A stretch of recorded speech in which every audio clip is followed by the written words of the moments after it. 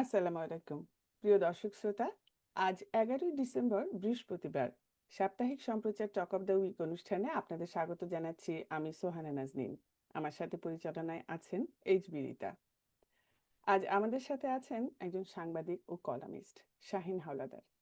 শাহিন হাওলাদার, আপনাকে স্বাগতম। কেমন আছেন আপনি? শুভ সন্ধ্যা। আপনাকে স্বাগতম। সেই সাথে প্রথম আলো পরিবারের সবাইকে। অবশ্যই আজকে আমরা আপনার সাথে কথা বলবো, আলাপ হবে, পরিচয় হবে, অনেক কথা হবে। তার আগে প্রিয় দর্শক, প্রথম আলো ইউএসএ ফেসবুক পেজে লাইভে দেখা যাচ্ছে আজকের অনুষ্ঠানটি। আমাদের ওয়েবসাইট প্রথম আলো ny.com, আমাদের ইউটিউব চ্যানেল প্রথম আলো ইউএসএ শেয়ার করে সাবস্ক্রাইব করে আমাদের সঙ্গে রাখুন। আপনিও সঙ্গে থাকুন। ফিরে যাচ্ছি অতিথির কাছে। বরাবরের মতোই প্রথমেই তাকে প্রশ্ন করব যে শাহিন হাওলাদার, শুরুতে দর্শকদের উদ্দেশ্যে আপনার সাংবাদিক পেশা সম্পর্কে কিছু বলুন। যেমন শুরুটা কিভাবে হলো, কোথায় কোথায় আপনি কাজে স্বাক্ষর রেখেছেন, এসব নিয়ে আজকে আপনি আমাদের সাথে কথা বলবেন। দর্শকদের উদ্দেশ্যে কিছু জানান। জি, ধন্যবাদ। শোনাব। সাংবাদিকতার শুরুটা আমার হয়েছিল, আমি যখন এইচএসসি পরীক্ষা দিয়েছিলাম। পরীক্ষার পরপরই আম একদম মফস্বল থেকে হঠাৎ করেই আমার একটা মাথায় আসলো যে সাংবাদিকতা করার আগ্রহটা আমার এক আম বড় ভাইকে আমার আগ্রহের কথা জানাই। তো তারই অংশ হিসেবে তারা বরিশাল থেকে প্রকাশিত একটা পত্রিকার বার্তা সম্পাদক আমার এলাকার ছিল। তো উনার হাত ধরেই আমার সাংবাদিকতার শুরুটা আরকি। বরিশাল থেকে প্রকাশিত সেই সময় অ্যাম আপনার দৈনিক বরিশাল বার্তা পত্রিকায় আমি একদম মফস্বল শহর থেকে শুরু করি আরকি আমার লেখালেখির শুরুটা। এক কথায় ছাত্রজীবন থেকেই আমার সাংবাদিকতার হাতেখড়ি ছাত্রজীবন থেকেই আরকি। সেই সাথে আ উপজেলা প্রতিনিধি ছিলাম। উপজেলা প্রতিনিধি থেকে জেলায়, জেলায় নিউজের বলা করেসপন্ডেন্ট ছিলাম। সর্বশেষ পড়াশোনার জন্য যখন ঢাকায় আসলাম, ওই যে ছাত্রজীবন থেকে শুরু করছি, ওই নেশার অংশ হিসেবেই ওই অনার্স থেকে শুরু করে ওই যে লেখালেখি শুরু করলাম।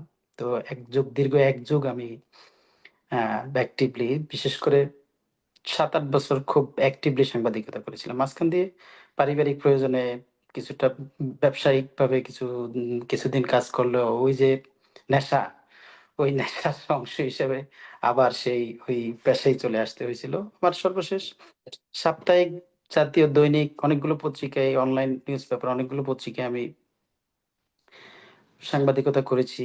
রিপোর্টিং, বিশেষ করে দৈনিক সময়ের আলো পত্রিকায় আমি দীর্ঘ ৩ বছর ছিলাম। এটা বা বাংলাদেশের সেই সময়ে একটা জাতীয় দৈনিক, এখনো আছে, খুব বহুল প্রচলিত পত্রিকা।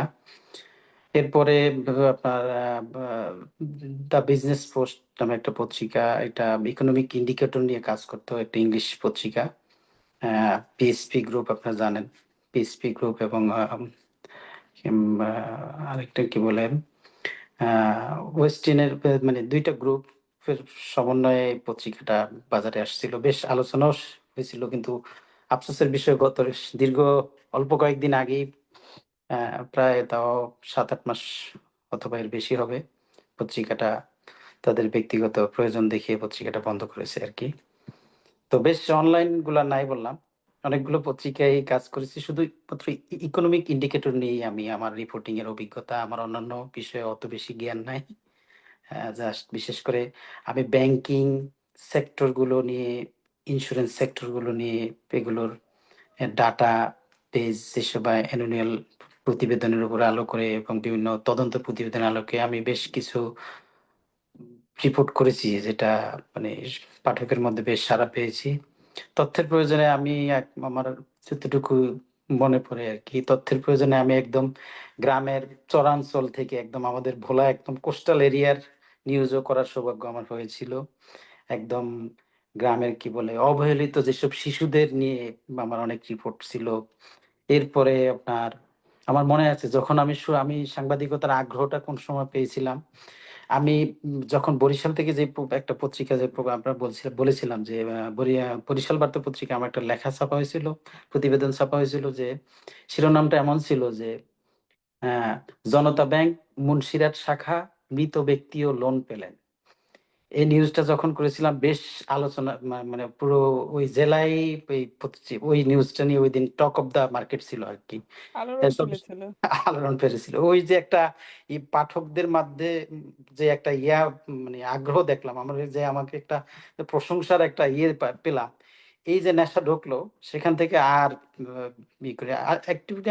অ্যাকচুয়ালি আমি সাংবাদিকতার বাইরে কোনো পরীক্ষায় আমি অংশগ্রহণ করি নাই। যে আমার একটা নেশা ছিল যে আমার মনে হচ্ছে যে একটু রিচ লাস্ট গোল লাস্ট ডেস্টিনেশন এটা আমার হওয়া উচিত করে, কিন্তু হয়তোবা এর প্রয়োজনে বাংলাদেশের প্রেক্ষাপট বলেন এম, সব দিক দিয়ে হয়তোবা ভালো করতে পারি না আর কি। যতটুকু চেষ্টা করেছি কিছুটা ইকোনমিক নিউজ গুলো পাঠকের মাধ্যমে তুলে ধরার জন্য। এই হচ্ছে আমার আর কি।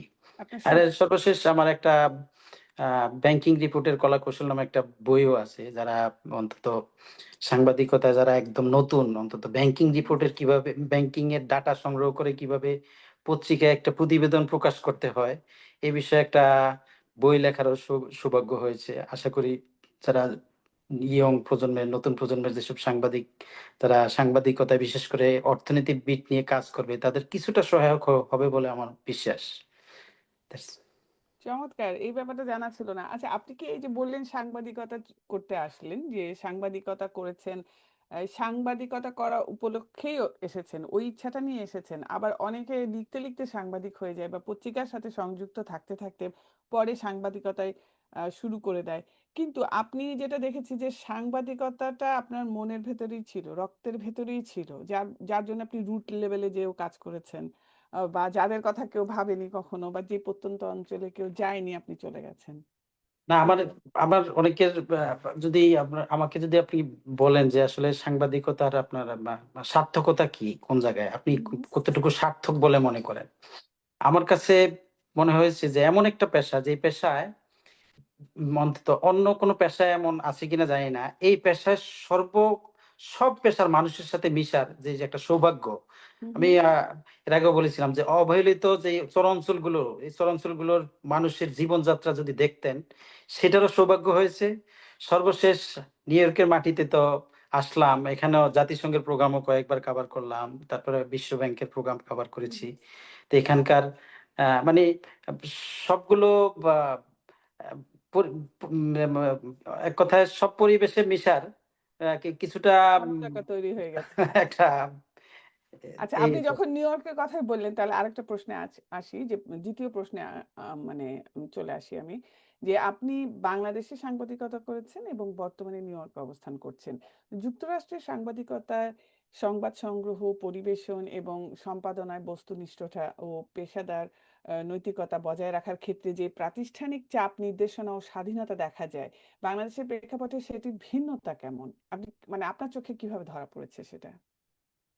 প্রথমেই বলি আমি কিছুদিন আগে যখন মামদানি আপনার প্রেসিডেন্ট ডোনাল্ড ট্রাম্পের সাথে সাক্ষাৎ করে সৌজন্য সাক্ষাৎ করেছিল, হুম আপনার দেখেছিলেন যে মিডিয়ার সাংবাদিকরা আসলে কিভাবে একটা প্রশ্ন করার ক্ষমতা রাখে। হ্যাঁ, হুম হুম একদম ডাইরেক্ট প্রেসিডেন্টের সামনে একজন সাংবাদিক মানে কতটা সাহসী সাংবাদিকতার পরিচয় দিয়েছে আপনারা দেখেছেন, রাইট? হুম হুম যে আপনি বলেছিলেন যে ফেসিস্ট কিনা, এ বিষয়ে আপনার মন্তব্য কি? আপনি সবাই অন্তত অন্তত এই বিষয়ে ওয়াকিবহাল, রাইট?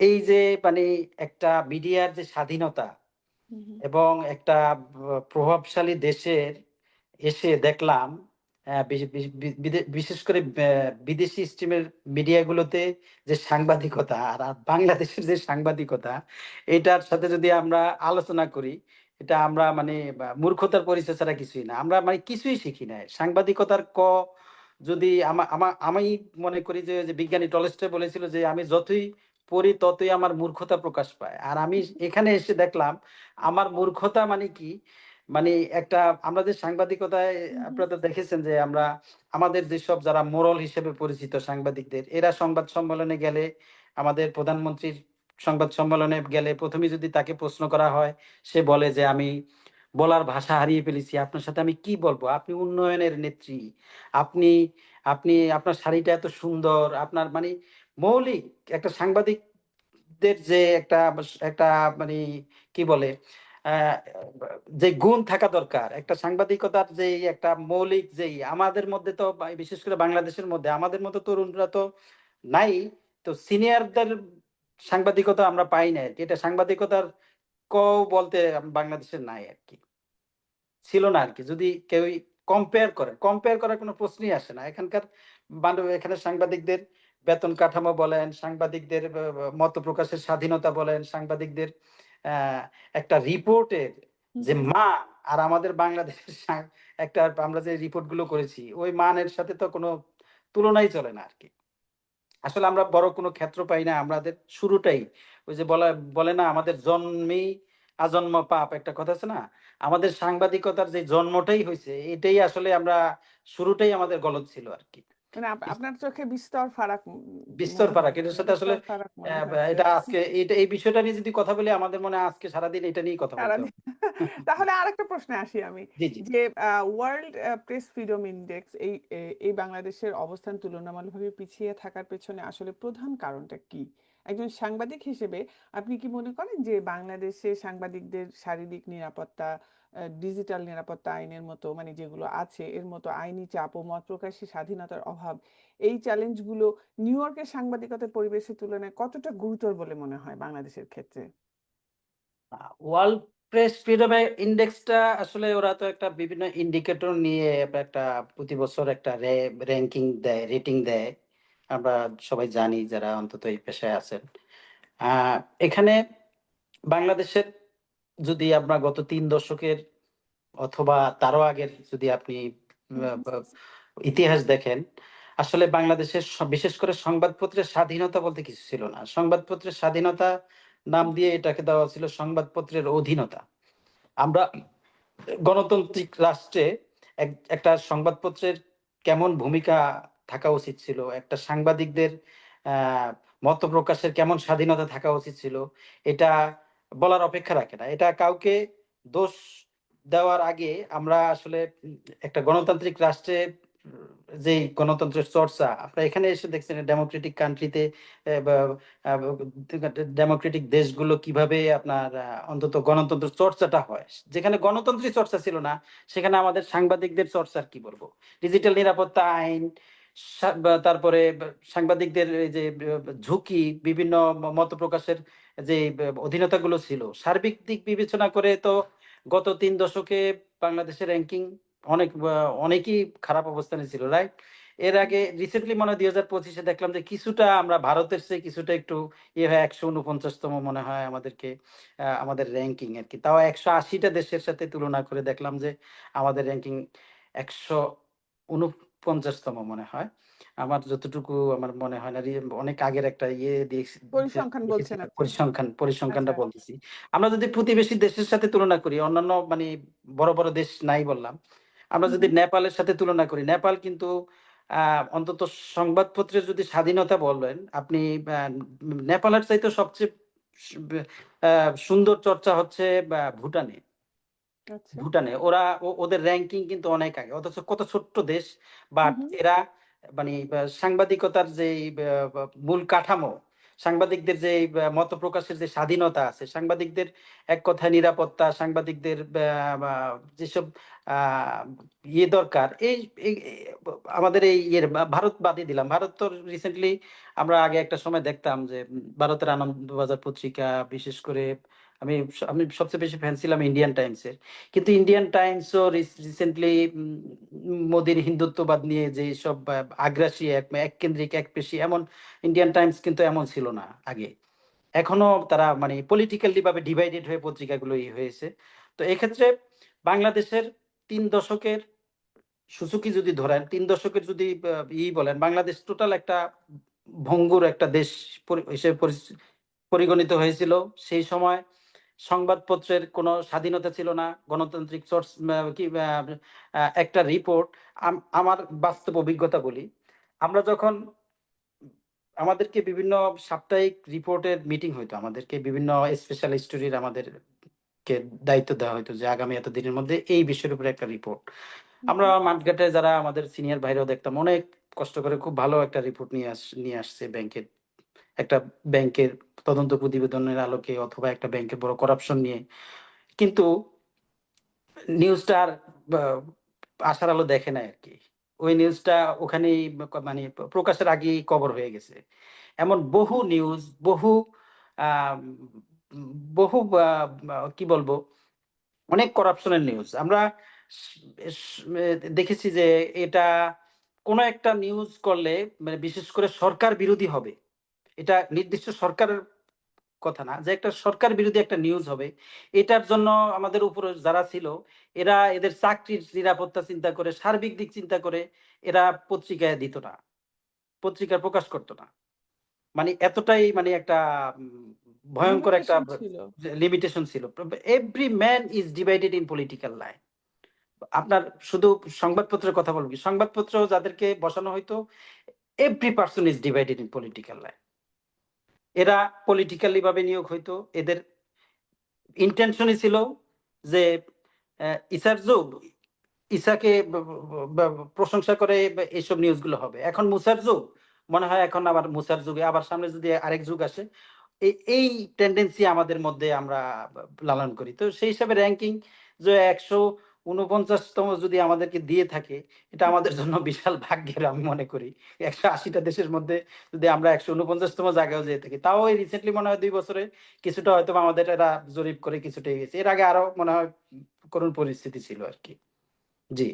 অনেক ধন্যবাদ শাহিন হাওলাদার আপনাকে। তাহলে ওই বাংলাদেশের ব্যাপারেই আবার ফেরত আসি। বাংলাদেশের সংবাদপত্রের যেই অবস্থা সেটা নিয়ে আবার আমার একটা প্রশ্ন আছে। সেটা হচ্ছে যে বাংলাদেশের বেশিরভাগ সংবাদপত্র মাধ্যম এখনো বিজ্ঞাপনের উপরে নির্ভরশীল, যেখানে রাজনৈতিক পৃষ্ঠপোষকতা একটা বড় ভূমিকা রাখে।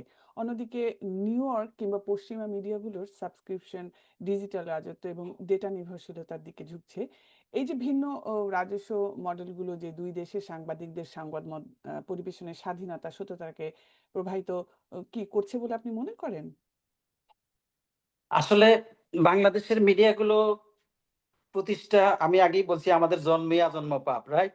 যে এটা মানে একমাত্র মানে মিডিয়ার উদ্দেশ্যে যেটা যেটা হচ্ছে আমরা আমাদের পত্রিকাগুলো আহ, সম্প্রতি আপনি দেখছেন কি না জানি না, আমাদের অনেকগুলো মিডিয়া যেভাবে বুস্ট হয়েছে, যে এতগুলো চ্যানেল, এতগুলো একটা নির্দিষ্ট সবার কিন্তু যদি এজেন্ডা ভালো থাকতো, যে একটা মানে সিএনএন এর অথবা একটা টার্গেট করে অথবা কোনো একটা বিদেশি মিডিয়াকে টার্গেট করে আমরা একটা হুম, হুম। ভালো একটা চিন্তা নিয়ে যদি আসলে মিডিয়া, আসলে এটার জন্য মিডিয়াটা আসলে ওপেন হয় না বাংলাদেশে। তবে মজার বিষয় হচ্ছে প্রত্যেকটা কর্পোরেট প্রতিষ্ঠানগুলো তাদের ব্যবসাকে হুম, হুম। মানে তাদের বিভিন্ন দুর্নীতিগুলোকে করার জন্য তাদেরকে এটা এটা একটা অস্ত্র হিসেবে এই পত্রিকাগুলো আনা হয়েছিল।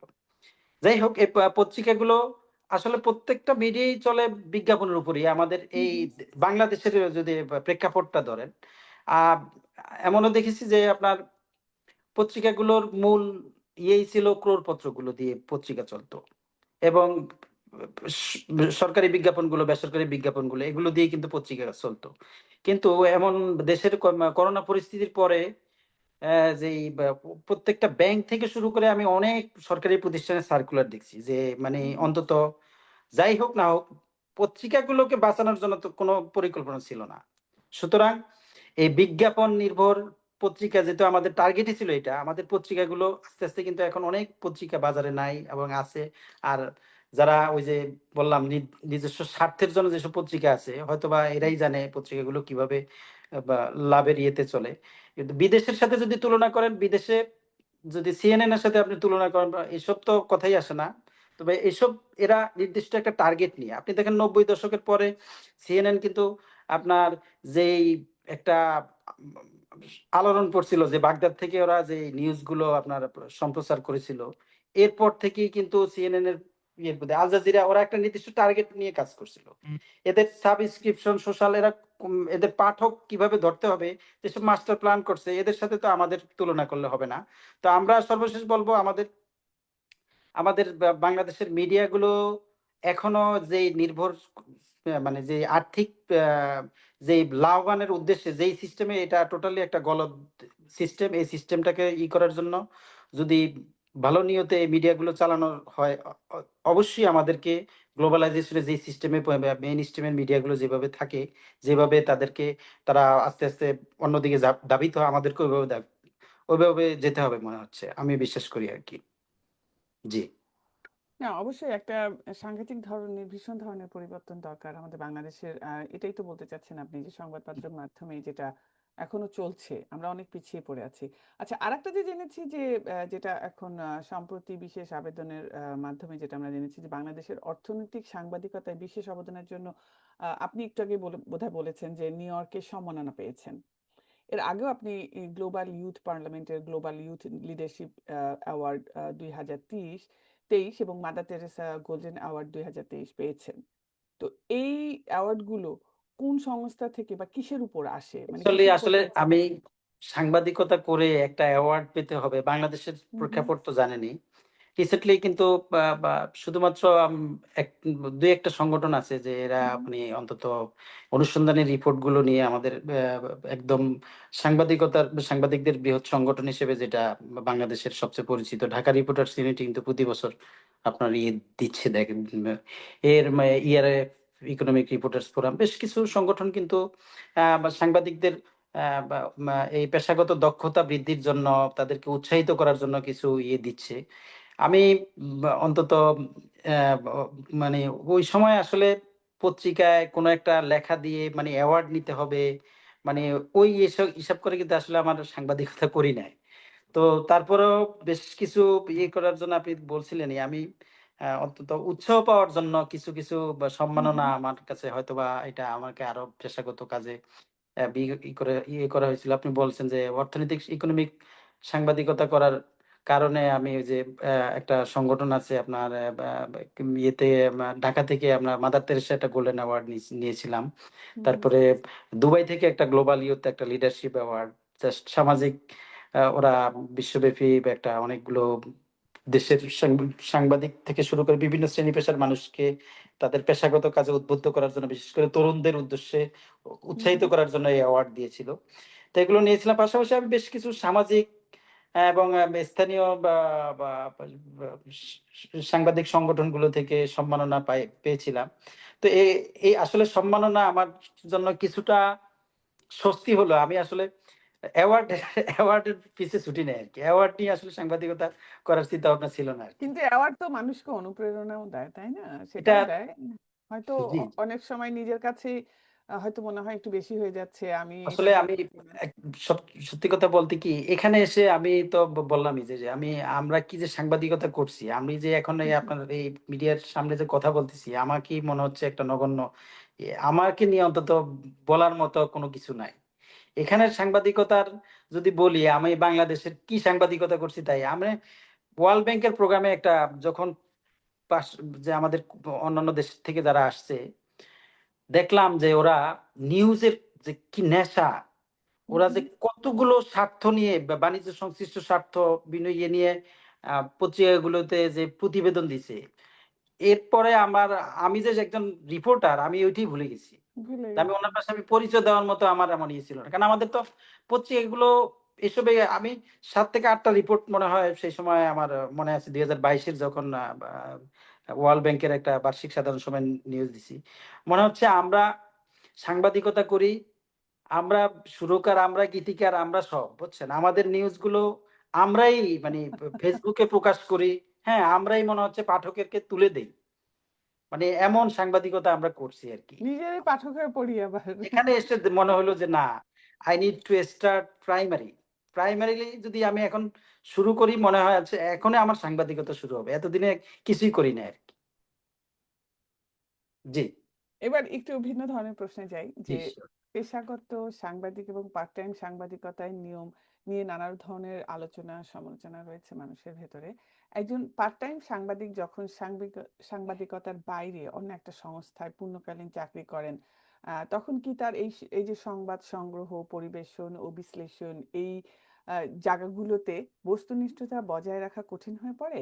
মানে আপনি কি মনে করেন যে এই দ্বৈত আনুগত্যের সংঘাত পার্ট টাইম সাংবাদিকতা পেশাদারিত্বের মনটাকে দুর্বল করে দেয়? আসলে যদি কারো সুযোগ থাকে যে সাংবাদিকতায় ফুল টাইম, আমি হুম, আমার বক্তব্য হচ্ছে তার ফুল টাইমই সাংবাদিকতার আসলে পার্ট টাইম কোনো শব্দ নাই। হুম, এটা হুম, এমন লেখালেখির কোনো অনেকে বলে না যে কোনো চাকরির পার্ট টাইম জব যদি হুম, আপনি হুম, এটাকে যদি নেশা হিসেবে ধরেন, আর বাংলাদেশে প্রেক্ষাপটে সাংবাদিকতা আমরা যারা দেখছি পার্ট টাইম সাংবাদিকতা করতে উপজেলা প্রতিনিধি, বিভিন্ন জেলা পর্যায়ের মানুষ পার্ট টাইম সাংবাদিকতা হিসেবে ওরা বেছে নিয়েছে, যা সেটা সাইনবোর্ড হিসেবে। যদি সাংবাদিকতাই করতে হয় আসলে এটাকে ফুল টাইম করাই উচিত। বিদেশের মাটিতে এসে দেখলাম প্রবাসে তো যত, শুধু প্রবাসে কেন, রিসেন্টলি আসলে এমন একটা বিষয়, ওই যে ঘরে ঘরে বিদ্যুৎ না দেখলেও দেখলাম যে ঘরে ঘরে সাংবাদিক দেখছি, বুঝছেন? এখন প্রচুর সাংবাদিক, কিন্তু কিন্তু এই সাংবাদিকটা, এই সাংবাদিকতা অথবা সাংবাদিক কি, এইটা আমি নিজেও মাঝে মাঝে ভুলে যাই। এখানে এসে দেখেছি যে আপনার এটা সংস্কারের জন্য সমালোচনা কাউকে করার নাই, এখানে অনেকগুলো সাংবাদিক সংগঠন, অনেকগুলো সাংবাদিক, যে মানে এত সাংবাদিক তো আমাদের মানে আছে কিনা। তো এটা ভালো দিক খারাপও দিক। ভালো দিকটা এটা হয়তোবা এরা একটা সময় অর্থনীতিতে ভূমিকা রাখবে, রিপোর্টিং এ ভালো ভালো রিপোর্ট করবে। কিন্তু পার্ট টাইম সাংবাদিকতা এখানে করার একমাত্র কারণ হচ্ছে আমরা যারা পেশাদার সাংবাদিক হিসেবে বাংলাদেশে ছিলাম, সাংবাদিকতাকে মূল পেশা হিসেবে নিছি, এখানে এসে যখন বাস্তবতায় যারা পড়ে, এখানের জীবনযাত্রা টোটালি ডিফারেন্ট। আপনি জানেন যে এখানে প্রত্যেকটা মানুষ যারা পরিবার নিয়ে থাকে, এদের জীবনযাত্রার জন্য হয়তোবা এখানে এখানে শুধু সাংবাদিক এই পেশার লোক না, সব শ্রেণী পেশার মানুষই দেখলাম যে যে কোনো কাজকে এরা সম্মান করে, যে কোনো কাজকে এরা দ্বিধা করে না, যে এটা করতে দ্বিধা করে না। যদি আপনার টার্গেট মিশন ভিশন যদি থাকে সাংবাদিকতা, তাহলে আমি বলবো যে এটাকে পার্ট টাইম না, এটাকে ফুল টাইমই করা ফুল উচিত আর টাইমে রাখা উচিত। জি। অনেক ধন্যবাদ আপনার নিজস্ব মানে মতামত প্রকাশের জন্য। তো আমরা আরো কিন্তু আপনার ব্যাপারে শুনেছি। আপনার ব্যাপারে যেটুকু আমি জেনেছি সেটা বলি যে আপনি যুক্তরাষ্ট্রের ওয়াশিংটন ভিত্তিক প্রতিষ্ঠান দ্য ন্যাশনাল প্রেস ক্লাবের সদস্য। তো দ্য ন্যাশনাল প্রেস ক্লাব এই সাংবাদিকদের দক্ষতা বৃদ্ধি এবং পরিবর্তিত মিডিয়া ল্যান্ডস্কেপের সঙ্গে মানিয়ে নেওয়ার জন্য যে ধরনের নিয়মিত কর্মশালা, সেমিনার কিংবা ফেলোশিপ প্রোগ্রাম পরিচালনা করে, তার সাথে বাংলাদেশের প্রেস ক্লাবগুলো বা নিউ ইয়র্কের বাঙালি প্রেস ক্লাবগুলোর কার্যক্রম কি কোনো পার্থক্য আছে? আপনার চোখে কিছু ধরা পড়ে এরকম? আসলে এমন একটা সংগঠন যেটা আসলে আমি ন্যাশনাল প্রেস ক্লাবে যে কেউই যারা পেশাদার এরা আবেদন করলে এরা সাংবাদিকদের মানে উৎসাহ প্রদানের জন্য সদস্যপদ গ্রহণ করতে পারে। এটা গর্বের কিছু না, যে কোনো কেউই আবেদন করলে এটা। তবে আমার যে এই ৩ বছরের অভিজ্ঞতায় দেখেছি যে হুম হুম হ্যাঁ, national press club of Washington হচ্ছে সারা বিশ্বের সাংবাদিকদের বৃহৎ সংগঠন। এটার প্রতিষ্ঠার কাল হচ্ছে ১৯০৮ সালে এই সংগঠনটার এই সংগঠন সংগঠনের উষালগ্ন থেকেই ওরা যেই চিন্তা ভাবনা নিয়ে এরা করতেছে, এখনো করছে। আপনারা দেখেন যে এই সংগঠনটায় মাধ্যমে বিশ্বের বিভিন্ন মা কূটনীতিকরা, বিশেষ করে এই দেশের তো প্রেসিডেন্ট বটেই। সবাই এখানে মত প্রকাশের জন্য, বক্তব্য প্রদানের জন্য আসে। হুম হুম একটা বিতার্কিক কোনো বিষয় হইলে এখানে কূটনীতিকরাও এখানে সদস্য হইতে পারে। সাংবাদিক, বিভিন্ন শ্রেণী পেশার মানুষ কিন্তু এই সংগঠনের সদস্য। এদের মূল মূল একটা পেশাদারিত্বের একটা সাংবাদিকদের সংগঠন মানে কি? সাংবাদিকদের কল্যাণে নিয়োজিত। হুম হুম সাংবাদিকদের যে পেশাগত দক্ষতার জন্য যেই কাজগুলো করা দরকার, এই আমি দেখেছি যে এই সংগঠনটা করে। আর এইটার সাথে যদি আপনি আমাদের এগুলোর সাথে তুলনা করেন, তো অবশ্যই তুলনা করতে হবে যে যেহেতু একটা সংগঠন। তবে সবচেয়ে বড় বিষয় হচ্ছে আপনি জানেন যে বাংলাদেশের ঢাকা রিপোর্টার্স ইউনিটি, হুম হুম অনেকগুলো সাংবাদিকদের সংগঠন আছে। শুধুমাত্র আমার কাছে মনে হয়েছে যে ঢাকা রিপোর্টার্স ইউনিটি একমাত্র সংগঠন যে অন্তত বাংলাদেশে পেশাদারদের সাংবাদিকদের, অনেকেই বললাম না যে আপনি আ কোন জায়গায় শুনছেন কিনা জানি না। ক্লাবের মধ্যে ক্লাব তো ক্লাবই, হুম সংগঠন তো সংগঠনই। এখানে আওয়ামী লীগ কি, বিএনপি কি, জামাত কি? কিন্তু বাংলাদেশের সংগঠনগুলো এমন হইছে, ভাগ হইছে যে একটা ডান ব্লকের সংগঠন, একটা বাম ব্লকের। আপনি এবার ঢাকা সাংবাদিক ইউনিয়নই ধরেন, এখানে ২ টা সংগঠন। মানে ২ টা ২ ভাগে। হ্যাঁ? একটা হচ্ছে মানে বাম দলের সংগঠন। ঢাকা সাংবাদিক ইউনিয়নের নামই একই আছে। কিন্তু যারা বাম ঘরানার বা এই মানে আমাদের মেন্টালিটিটা দেখেন আমরা কোন ইয়েতে আছি, যে আমরা এইভাবেই করা আছে। আমাদেরকে এইভাবেই করা আছে। শুধুমাত্র আমি দেখেছি ঢাকা রিপোর্টার্স ইউনিটি এখন পর্যন্ত পেশাদারিত্বের জায়গায় আছে। এরা এখনো কাজ করতেছে। বিভিন্ন সময়ে বিভিন্ন সংযোজন নীতি চেঞ্জ করছে। প্রত্যেকটা এজিএম এ দেখলাম যে বিভিন্ন প্রস্তাবনা আসে। রিসেন্টলি দেখলাম যে একটা এজিএম এ দেখলাম আন্তর্জাতিক বিষয়ক একটা সম্পাদক একটা পোস্ট প্রতি বছরে এই পোস্টটা করার প্রস্তাবনা আসছে। বেশ কিছু নীতি নির্ধারণী কাজ হচ্ছে। কিন্তু যদি বিদেশের সংগঠনের সাথে তুলনা করেন, আমরা মানে মানে কোনো কিছুর সাথেই নাই আমরা। আমাদের সংগঠনগুলো মানে অনেক কিছুতেই পিছিয়ে আছি আমরা। কেন পিছিয়ে আছি? আমরা আমাদের যে গ্লোবালাইজেশন আমাদের একটা সংগঠনের সাথে আরেকটা সংগঠনের যে একটা বুনিয়াদি যেসব প্রশিক্ষণ হওয়া দরকার, হুম, যেসব হুম। এইসবগুলো মেগা চিন্তা ভাবনা আসলে এখন পর্যন্ত আমার চোখে পড়ে নাই। ছোটখাটো রিসেন্টলি আমরা যেগুলো দেখছি এটার সাথে অন্যান্য দেশের সাংবাদিকদের সংগঠনের কোনো তুলনাই চলে না। এখানে আমি দেখি যে প্রতিদিন ঘুম থেকে উঠলে আমরা যেহেতু যে প্রত্যেকটা সাংবাদিকদের নেশা পত্রিকার পাতা দেখা। হুম, এরা হুম।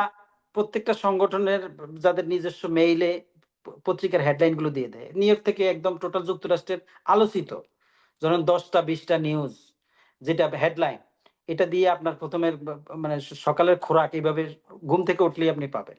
তো প্রতিদিন অন্তত প্রতিদিন মেইলে ওরা এটা করে। এরপরে তো আপনি বলেনই যে ফেলোশিপের জন্য যেসব করা দরকার এগুলো করে। এরপরে হচ্ছে মানে এক কথায় এমন কোন জিনিস নাই যে এই সংগঠনের মাধ্যমে হয় না।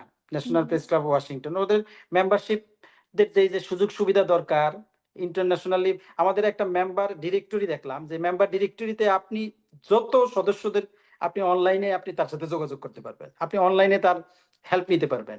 এরপরে বিভিন্ন বিভিন্ন সময় বিভিন্ন আ বিষয়ে ওরা আলাদা, আলাদা ব ব ইয়েগুলো এত সুন্দর করে ওরা করে এটা খুবই কিন্তু আমাদের এই সংগঠনগুলো তো ওই কথায় আছে না যে আমরা আগে ছোটবেলায় দেখতাম যে আমরা সংগঠন মানেই হচ্ছে বছরে একটা পিকনিক। বুঝছেন? সংগঠন মানে একটা আর পিকনিক। একজন একজন দর্শক কিন্তু লিখেছেন কথা আমি পড়ি পড়ে শোনানোর দরকার কারণ আপনার জি, কথার সাথে মিলে গেল। Sure, sure. কুসুম একটা সুমি উনি লিখেছেন যে এসব সংগঠন মাঝে মাঝে পিকনিক করে, পেশাদার আর কিছু কি করে জানতে চাই। আর কি কি করে না পিকনিক? আসলে এখন সমালোচনার জন্য তো আসলে সংস্কারের জন্য আসলে একটা সাংবাদিকদের সংগঠন কিন্তু হবে সাংবাদিকদের। সাংবাদিকরাই হবে সংগঠনের সদস্য, রাইট? আপনি দেখেন আমি এমনও শুনেছি যে আ মানে কিছু ছাড়া আ মানে পুরো ফ্যামিলির সবই সদস্য সাংবাদিকদের। মানে ঠিক আছে?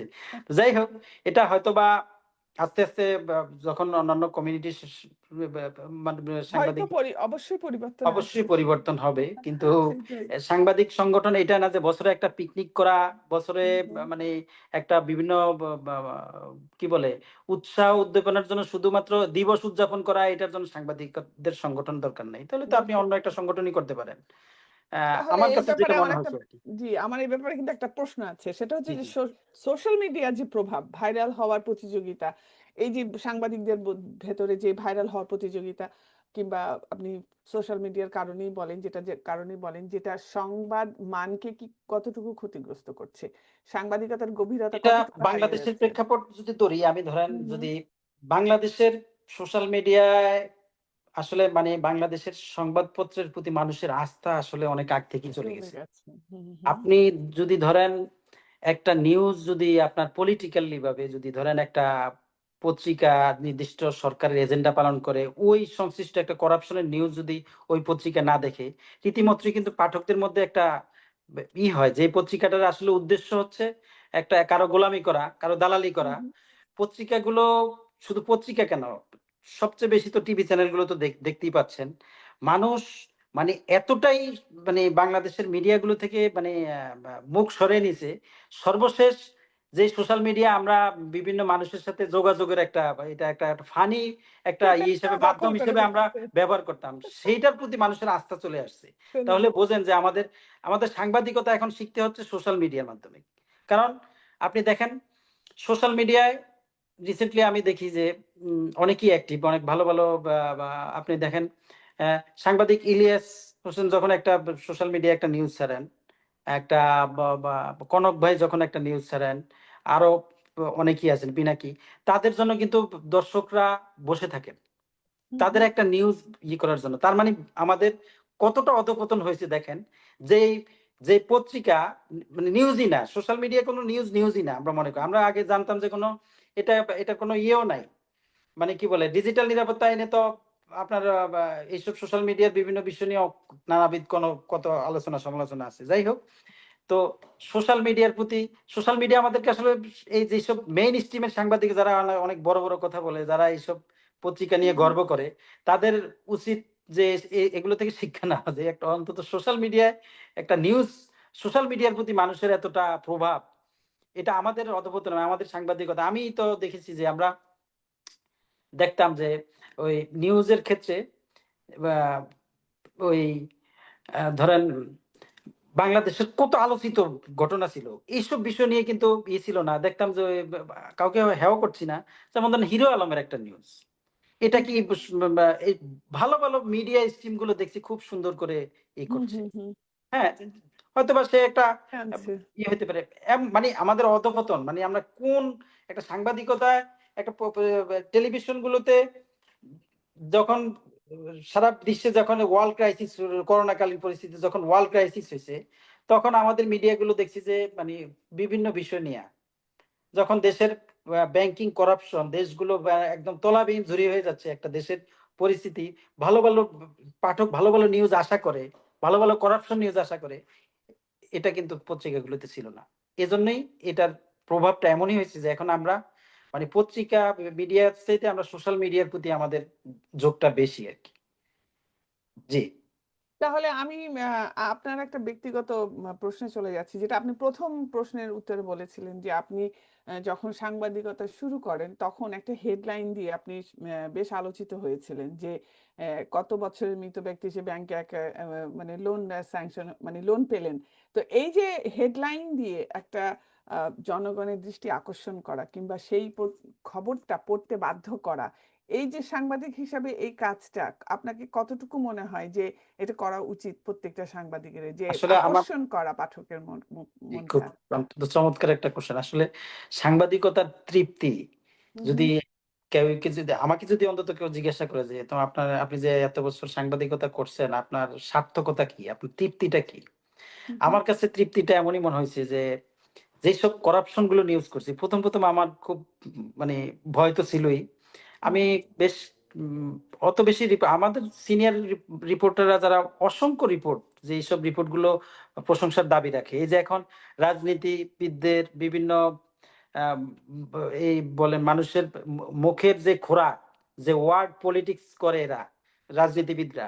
এই যে মুখের খোরাকটা কিন্তু আমরাই তুলে দিছি। খাবারটা, মুখের খাবারটা। যেমন ধরেন খেলাপি, ব্যাংকিং কারাপশন, পিকে হুম, হুম, হালদার, আ হলমার্ক কেলেঙ্কারি, এই যে নানা অ্যাননটেক্স, বিভিন্ন গ্রুপ অফ কোম্পানি, এসালাম গ্রুপ, এই যে আমরা যে কতটা মানে কষ্ট করে আমাদের সাংবাদিকরা, আমাদের সহকর্মীরা, রিপোর্টাররা যে মানে একটা নিউজের পিছনে যে কি যে কষ্ট, যে সোর্স মেইনটেইন করে হুম, একটা হুম, নিউজ পত্রিকা প্রকাশ করা। তাও সেই সময় আপনার তো বললাম যে ১০ টা রিপোর্ট আনলে ১ টা রিপোর্ট ছাপানো হইতো। আমাদের এমন পরিস্থিতি গেছে। আমরা অনেক সময় খুব খারাপ লাগতো যে অনেকদিন কষ্ট করে একটা নিউজটা জমা হইছে কিন্তু নিউজটা প্রকাশ হয় নাই। এটা এর পিছনে আর বললাম না যে এটা সবাই জানে যে বাংলাদেশের মিডিয়ায় এটা কেন প্রকাশ হয় নাই। আমাদের মতো লোকদের আমরা সাংবাদিকতায় কেন আসছে জানি না। অন্তত আমাদের ইয়ং সমাজের একটা কঠিন, একদম ঢাকা বিশ্ববিদ্যালয় থেকে শুরু করে বিভিন্ন বিশ্ববিদ্যালয়ের ইয়ংরা কিন্তু এই উম অন্যান্য চাকরি ছেড়ে কিন্তু আমরা এটাকে একটা নেশা, যেহেতু পেশা হিসেবে নিছিলাম। কিন্তু ওই ইয়েটা আমরা পাই নাই আরকি। ওই জৌলুসটা আমরা পাই নাই। তো আমার তৃপ্তিটা আমি বেশ কিছু রিপোর্ট করে আমার কাছে মনে হইছে যে আমার কাছে তৃপ্তি লাগছে যে একটা করাপশন, যেমন আমি ফারিস্ট ইসলামের একটা করাপশন নিউজ করছিলাম। বাংলাদেশের অনেকগুলো ব্যাংকিং করাপশন নিয়ে। সর্বশেষ বা কি বলবো, MetLife নিয়ে আমি বেশ কিছু করছিলাম। আর্থিক প্রতিষ্ঠানগুলো নিয়ে আমি অনেকগুলো রিপোর্ট করছিলাম। একটা বিভিন্ন ব্যাংক ওয়াইজ ধরে যে এই হুম, হুম, ব্যাংকের এত, এই ব্যাংকের এত। এই যে এটা নিউজটা ছাপানোর পরে যে কিছু মানুষের যে একটা প্রশংসা পাইতাম, আমার এখান থেকেই যে নেশাটা, ওই যে বললেন না? ওই সেই সময় মনে হয় ২০০৯ এর ঘটনা, ৭ ৮ অথবা ৯। আমি যে ইন্টার পরীক্ষা দিয়ে আমি জাস্ট একটা আঞ্চলিক পত্রিকায় ওই যে লেখার, সেই সময় একটা মুন্সিরাট শাখা একটা জনতা ব্যাংকের। তো শুনলাম যে একটা মৃত ব্যক্তির মানে উনি এতটাই করাপশন ছিল ম্যানেজার, হুম, হুম, কোন লোকের পুরো ডকুমেন্টস নিয়ে আসলেই উনি লোন দিয়ে দিত আরকি। বুঝছেন? তো হুম, এক দালাল, সে মানে একজন মৃত ব্যক্তির সবকিছু নিয়ে টিয়ে একদম সুন্দর করে সাজিয়ে দিছে। উনি লোন পাস হয়ে গেছে। বুঝছেন? পরে যখন এটা খেলাপি হয়ে গেছে, ওই ইয়েতে গেছে, পরে বা মা যখন খেলাপির পরে যখন ওই বাড়িতে গেছে, যে লোনের রিকভারির লোন রিকভার করার জন্য, তখন ওই সোর্স আমাকে বলল যে, "ভাই এমন একটা কাহিনী আমার আত্মীয় মারা গেছে।" হ্যাঁ, হ্যাঁ, ইয়েতে তো এই যে একটা অনুপ্রেরণা পেয়েছি, এই যে এখান থেকেই আমার মানে নেশা আরকি। এটাই আমার সার্থকতা। আমার কাছে এই মনে হয়। আর সাংবাদিকদের পুরস্কার মনে হচ্ছে এটাই আরকি। আসলে আত্মতৃপ্তি, আত্মতৃপ্তি যেটা আরকি। আত্মতৃপ্তি। এখনো আ দেখেন যে যেই পেশায় থাকি না কেন, হ্যাঁ, হ্যাঁ। আপনিও যেই পেশায় থাকেন দেখবেন যে আপনার ইয়ের ভিতরে যেই জিনিসটা বাসা হুম, বাঁধে, হুম, হুম, আপনি হুম। কিন্তু আম আম অন্য চাকরি করলেও আপনার মন কিন্তু অন্য জায়গায় পড়ে আছে। এজন্য দোয়া করবেন যাতে আমরা অন্তত বিদেশের মাটিতে এসে এদেশের মিডিয়া মেইন স্ট্রিম এ সাংবাদিকতা করে অন্তত বলতে পারি যে আসলে এটাই সাংবাদিকতা। আমি নতুন করে ভর্তি হতে চাই আরকি। নতুন আপনাকে অভিনন্দন। আপনাকে অভিনন্দন। নিউ ইয়র্কে বাঙালি কমিউনিটিতে আপনাকে অভিনন্দন। অবশ্যই আপনি আপনার লক্ষ্যে অ্যা স্থির থাকলে এগিয়ে যাবেন। আমি আমার অনুষ্ঠান শেষের দিকে আমার মনে হয় আর একটা প্রশ্ন আপনাকে আমার করার বাকি আছে। সেটা হচ্ছে যে যখন কোনো মিডিয়ার মালিক রাজনীতি কিংবা নিজের ব্যবসার স্বার্থে একটা মিডিয়া প্রতিষ্ঠা করেন, তখন কি সাংবাদিকতা সত্যি জনগণের জন্য কাজ করতে পারে? নাকি তখন খবর তৈরি হয় মূলত মালিকের স্বার্থ রক্ষা করার জন্য? অবশ্য এটার উত্তর আপনি বিভিন্নভাবে বিভিন্ন সময় দিয়েছেন, ছাড়া ভাবে চলে এসেছে আপনার আলোচনায়। কিন্তু আপনি স্পেসিফিক্যালি এটার আম জন্য বলেন যে আপনার কি মনে হয় কিভাবে মালিকের মানে এটা কিভাবে স্বার্থ রক্ষা করে মালিকের? জি, এটা কিভাবে এগিয়ে আসা উচিত? অত্যন্ত চমৎকার কোয়েশ্চেন যে আসলে আম যদি মা আমাকে যদি বলেন যে আপনার পরিচয় কি? আমি ১ম এই বলব যে আমি একজন কর্পোরেট সাংবাদিক। কারণ হচ্ছে বাংলাদেশের বিভিন্ন কর্পোরেট প্রতিষ্ঠানগুলোর মালিকরাই কিন্তু এই মিডিয়াগুলো তৈরি করছে। তাদের রাইট। নির্দিষ্ট নিজস্ব একটা স্বার্থ হাসিলের জন্য। আমি এর আগেও বলেছিলাম হুম, হুম, যে আপনি যদি ওই যে বললাম না, অন্যান্য দেশের যদি আপনি আল জাজিরা, অন্যান্য যেকোনো মিডিয়া যেকোনো দেশেরই আপনি এত দূরে যাওয়া দরকার নাই। আপনি আ কাঠমান্ডুর নিউজই দেখেন। আপনি নেপালের যদি ভুটানের আপনি নিউজ এই পত্রিকাগুলো অনলাইন গুলো এদের উদ্দেশ্যটা কি? আর আমাদের দেশের যারা মিডিয়া মালিকরা তাদের উদ্দেশ্যটা কি? তাদের উদ্দেশ্য হচ্ছে একটাই, এরা উদ্দেশ্য ছিল এদের বিভিন্ন করাপশন গুলোকে মানে আ জায়েজ করার জন্য, বিভিন্ন দুর্নীতিগুলো জায়েজ করার জন্য, বিভিন্ন বড় ট্যাক্স ফাঁকি দেওয়ার জন্য, হুম, হুম, এটাকে একটা খাত হিসাবে খাত হিসাবে এটা এই মিডিয়াগুলো তৈরি হইছে। আপনি এমন একটা উদাহরণ দিতে পারবেন অলমোস্ট আপনার যদি এদের যদি নিয়ত যে বললাম না আমাদের জন্মেই আজন্ম পাপ কেন বলি? যে সাংবাদিকতার সাংবাদিক প্রতিষ্ঠানের জন্মটাই যদি হয় নির্দিষ্ট উদ্দেশ্যের জন্য তাহলে এখানে মিডিয়া মালিকরা আমার এটা আমি ওই প্রতিষ্ঠানের হেয় করার জন্য বলি না। আমার প্রতিষ্ঠানে যেটা আমি একটা মিডিয়ায় কাজ করেছিলাম। সেখানে আ ওই মিডিয়াটায় জয়েন করার পরেই আমি প্রায় দেখতাম যে এক বক্স করে একটা ১ম পাতায় অথবা লাস্ট পেজে বক্স করে একটা নিউজ নিউজ প্রতিদিন একটা নিউজ যেত। এমন ধারাবাহিক কয়েকটা নিউজ হলো। তো তখন জিজ্ঞাসা করলাম যে, "এই নিউজটা কেন যাচ্ছে? এটা তো আমাদের পাঠকরা তো খুবই বিরক্ত হচ্ছে।" হুম, হুম, একটা গ্রুপের একটা প্রবলেম হয়েছিল। এরা মানে তাদের ব্যবসায়িক স্বার্থে এই নিউজগুলো প্রতিবার প্রায় এটা আমরা বলতাম আমাদের ভাষায় বলতাম যে ওহী-নাজিল হইছে। বুঝছেন? প্রতিদিন রাতে আমরা এই ব ব পত্রিকা যখন দেখতাম যে আজকে কোনো ওহী-নাজিল হইলে তো আমার মনে হয় নিউজটা ভালো কভারেজ হইত না। বুঝছেন? ছোট্ট সিঙ্গেল করে যাইতো ওই যে ওহী যেটা আসছে এটা সুন্দর করে বক্স করে দিত। বুঝছেন? প্রত্যেকটা পত্রিকায় আপনি দেখেন যে মানে আ এনবিআর এর কোনো একটা ইয়ে হইছে যে এনবিআর এর বিরুদ্ধে দেখা যায় বিশাল লাগছে। হুম, বুঝছেন? হুম, তখন যাতে ওই যে তাদের ট্যাক্স ফাঁকি দেওয়ার জন্য হয়তোবা কোনো কর্মকর্তা তারা এ এমন অসংখ্য সাংবাদিক যদি এদেরকে ব্যক্তিগতভাবে যদি আপনি করেন যে আমরাই তাদের এইসব মালিকদের স্বার্থের জন্য আমরা কাজ করছি। স্বার্থের বলি হিসেবে আমরা ছিলাম। বুঝছেন? আমরা এমনও হইছে আমরা একটা ভালো নিউজ দিছি, নিউজটা কেন যাচ্ছে না? কয় মালিকের এই ব্যাংকে লোন আছে। আচ্ছা। যদি নিউজটা যায় তাইলে তো তোমারও চাকরি যাইবে, আমারও চাকরি যাবে। তুমি কি চাও? আমরা এইভাবে মানে আমাদের সাংবাদিকতার উদাহরণ বললাম। এই যে রিপোর্টিং এর উদাহরণ। এমন শুধু এটা তো বললাম যে একটা ব্যাংকিং এর একটা লোন। আর হুম, যদি হুম। যদি ধরেন আপনি রাজনৈতিক, আর প্রত্যেকটা রাজনৈতিক নেতা এই বা সাংবাদিক ব্যবসায়ীরই তো নেতা ছিল। এরা তো এদের ব্যবসায়িক কাজের জন্য এই যদি হয় এখানে কোনো সংবাদপত্রের স্বাধীনতা এই যেই উদ্দেশ্যে আসলে এটা এ এ এ তৈরি করা হয়েছিল এই উদ্দেশ্যই ঠিক ছিল না আরকি এক কথায়। তো সুতরাং আপনার কোয়েশ্চেনটার এক কথায় উত্তর হচ্ছে আমাদের মিডিয়াগুলো তৈরি হয়েছিল পলিটিক্যালি আমরা এই বললাম না বাংলাদেশে আপনি থাকলেই আপনি মানে you have to divided in political line hmm, then hmm. You can do anything. Otherwise যদি বলেন আপনি কোন দল, আপনি যদি বলেন আমি কোন দল, তাহলে আপনার জায়গা নাই বাংলাদেশে। আমাদের যেকোনো সে যেকোনো একটা দলে আপনাকে থাকতেই হবে। হ্যাঁ, তো সেটা থাকতেই হবে। সেটা সেখান থেকে একটা বেরিয়ে আসা একটা যাবে না। গণতান্ত্রিক রাষ্ট্রে এটা থাকবে। কিন্তু থাকবে, হ্যাঁ। সাংবাদিকতায়, সংবাদপত্রে আমি আমার দলের দালালি করব। এটা আমি না। আমার একটা ব্যক্তিগত একটা দলের প্রতি থাকতে। কিন্তু আমার লেখালেখির ক্ষেত্রে হুম, এটা হুম। যেহেতু মালিক থেকে শুরু হইছে, এটা যেহেতু ওই যে বললাম জন্ম থেকেই এটা আমাদের শুরু হইছে। সুতরাং এই বিষয় নিয়ে আর বাংলাদেশের প্রেক্ষাপট নিয়ে আর কথা বলতে চাচ্ছি না আরকি। জি, তাহলে ধন্যবাদ। কি দর্শকদের উদ্দেশ্যে এবং আ নতুন যে প্রজন্ম যারা সাংবাদিকতায় আসছেন বাংলাদেশের পরিপ্রেক্ষিতে তাদের প্রতি আপনার কি বাণী বা আপনার কি উপদেশ থাকতে পারে বা কোনো অনুরোধ থাকতে পারে বা আপনি কি আশা করেন? মানে না আপনার আমার নিজস্ব কোনো কথা থাকতে পারে? জি, আমি যেহেতু এই পেশায় থেকে হুম, অন্তত হুম। ম এক কোন পেশায় একটা মানুষ আসলে আসলে মানুষ চিনা যায় এটা জানি না। তবে আমার কাছে মনে হয়েছে যে প্রত্যেকটা মানুষের সাংবাদিকতা পেশায় অন্তত কিছুদিন থাকা উচিত। কেন? একটা মানুষ চিনা, একটা ব্যক্তি চিনা, প্রতিষ্ঠান চিনা একটা প্রত্যেকটা মানুষের জরুরি।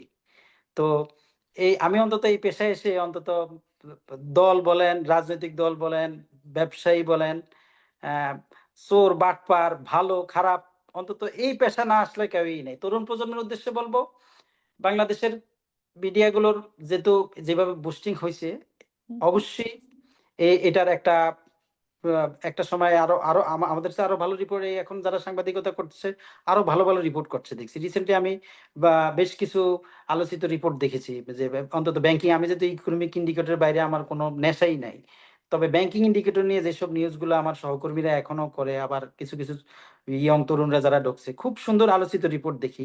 তো এদের উদ্দেশ্যে বলব যে সৎভাবে থেকে অন্তত সাংবাদিকদের যেসব সংগঠনগুলোর মাধ্যমে এই পেশাটাকে বিশ্বের মর্যাদাপূর্ণ সাংবাদিকরা যেভাবে সংগঠনগুলো যেভাবে চলে, এ হুম, হুম। সংগঠনের সদস্যদের সাথে তাল মিলিয়ে আমাদেরকে তরুণরা আরো এক ধাপ এগিয়ে যাবে এই প্রত্যাশা আমাদের।